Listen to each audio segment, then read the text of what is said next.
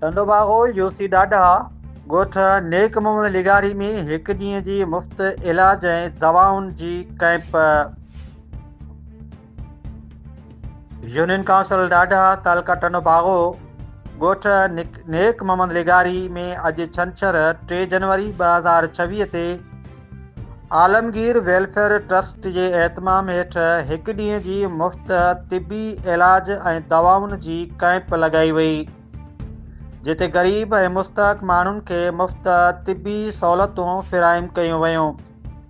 Camp दौरान तजुर्बेकार डॉक्टरनि ऐं पैरामेडिकल अमले मरीज़नि जो तफ़सीली मुआइनो करे खेनि मुनासिब इलाज सां गॾु मुफ़्त दवाऊं मुहैया कयूं।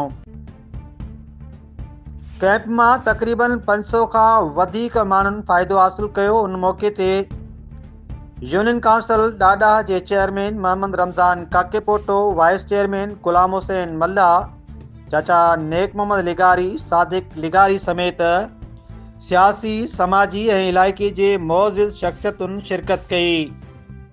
महिमाननि आलमगीर वेलफेयर ट्रस्ट जे फलाही ख़िदमतुनि खे साराहींदे चयो त अहिड़ियूं कैंप्स ग़रीब आवाम लाइ वॾी नेमत आहिनि, जिन सां बुनियादी सिहत जूं सहूलियतूं संदनि दर ते पहुचनि थियूं।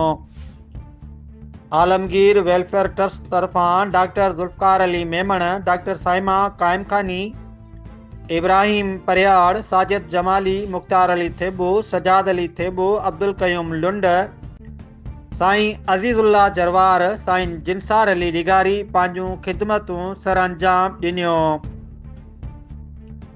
टीम ह्यूमन राइट्स पाकिस्तान जा मीडिया कोऑर्डिनेटर फैसल मुश्ताक लिगारी ऐं राजा अब्दुल रज़ाक पंवर पिणु इन तक़रीब में मौजूदु हुआ।